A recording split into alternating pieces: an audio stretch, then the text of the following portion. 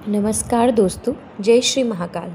जैसा कि मैंने आपसे कहा था, मैं आपके समक्ष वट सावित्री व्रत की पूजा विधि तथा कथा लेकर आऊँगी। तो आज सबसे पहले मैं आपको ये बताना चाहती हूँ कि इसकी पूजा विधि क्या है।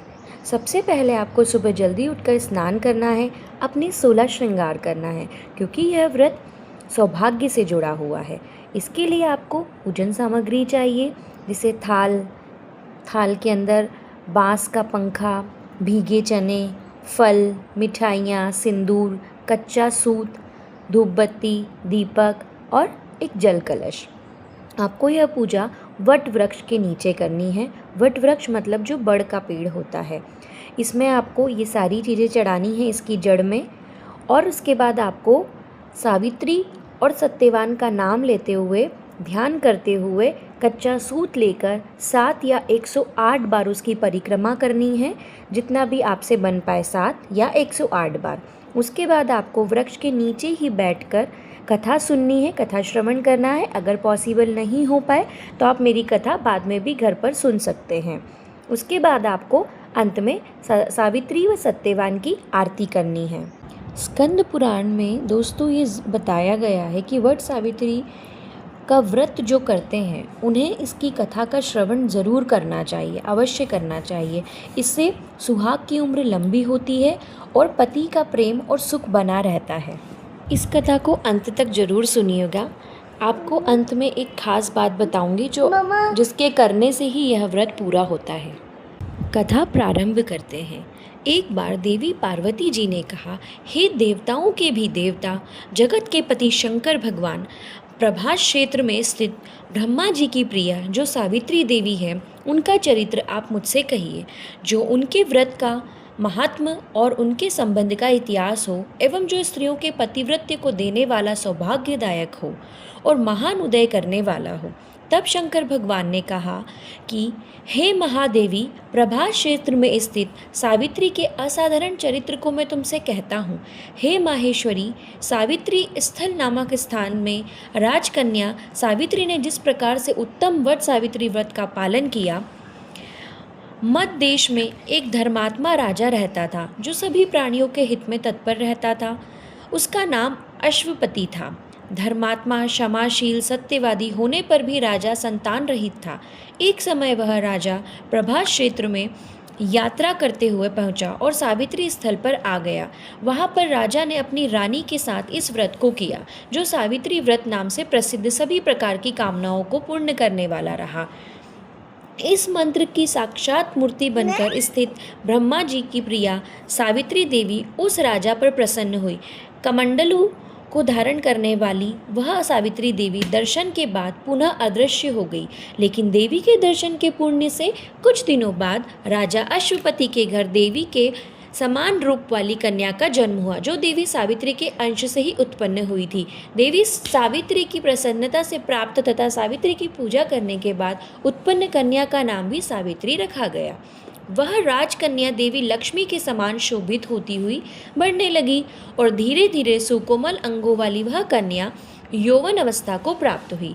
नगरवासी उस कन्या को देखकर यही समझते थे कि वह कोई देव कन्या है। कमल के समान विशाल नेत्र सत्यवान मिट्टी के घोड़े बनाता है और घोड़े का चित्र भी बनाता है, इससे उसे चित्राश्व भी कहते हैं। सत्यवान दान और गुण में रत्नी देव के शिष्य के समान है, ब्राह्मणों की रक्षा करने वाला और सत्यवादी है। राजा ययति के समान उदार, चंद्रमा के समान प्रिय लगने वाला, रूप में दूसरे अश्विनी कुमार के समान और धूमसेन के समान बलवान है। लेकिन उसमें केवल एक दोष है, दूसरा कोई नहीं, कि सत्यवान आज से ठीक 1 वर्ष पर क्षीणायु हो जाने से देह त्याग कर देगा।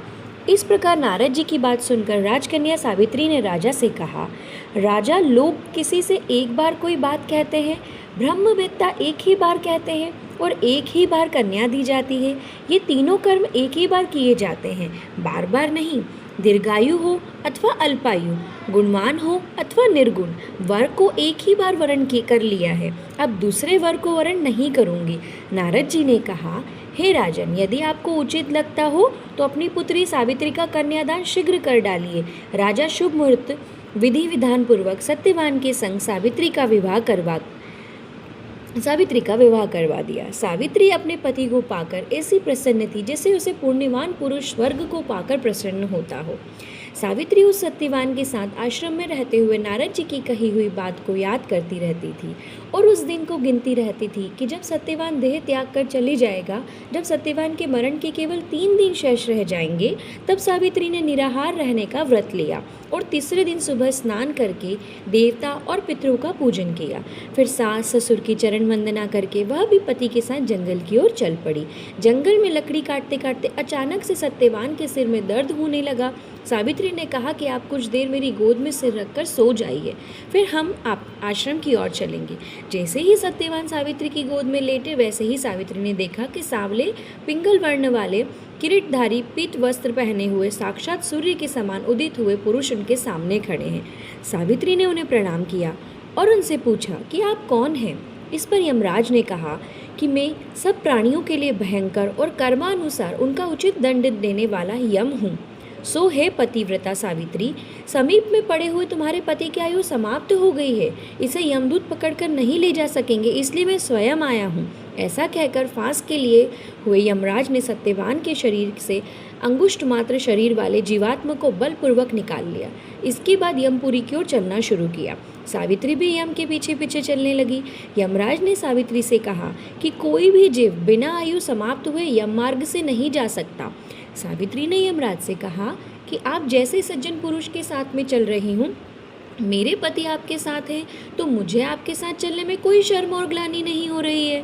दूसरी बात, स्त्रियों के लिए इस पृथ्वी लोक में पति को छोड़कर कोई अन्य स्थान है ही नहीं, इसलिए मैं आपका अनुगमन कर रही हूँ।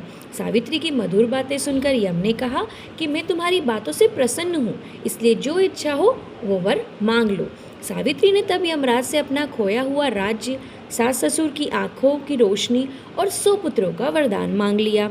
अपने वरदान में जाल में फंसकर यमराज ने सत्यवान की आत्मा को मुक्त कर दिया और सावित्री को लौटा दिया। सावित्री पति के साथ अपने आश्रम लौट आई। सावित्री ने सावित्री देवी का व्रत किया, जिसके प्रभाव से सास ससुर की आंखों की रोशनी लौट आई। इनका सारा राजपाट जो भी छूट चुका था वो सब मिल गया और 100 पुत्र प्राप्त हुए। हे माता रानी, जैसे आपने सावित्री पर कृपा करी, वैसे हम सब सुहागिनों पर कृपा करना, ऐसी ही प्रार्थना करते हैं। तो दोस्तों, जो मैं आपको अंत में एक बात बताने वाली थी, वो बात ये थी, सबसे पहले तो ये आप सभी करते होंगे कि पूजा के बाद अपने बड़ों का, खासकर अपने सास ससुर का या अपनी सास माता के समान जो भी स्त्री हैं, जो वृद्ध सुहागन स्त्रियां हैं, उनका आशीर्वाद लेना तथा इस व्रत का पारण हमेशा काले चने से करना चाहिए, क्योंकि काले चने के रूप में ही सावित्री को उसके पति के प्राण यमराज ने लौटाए थे। तो इसीलिए इस व्रत का पारण हमेशा काले चने से करना चाहिए।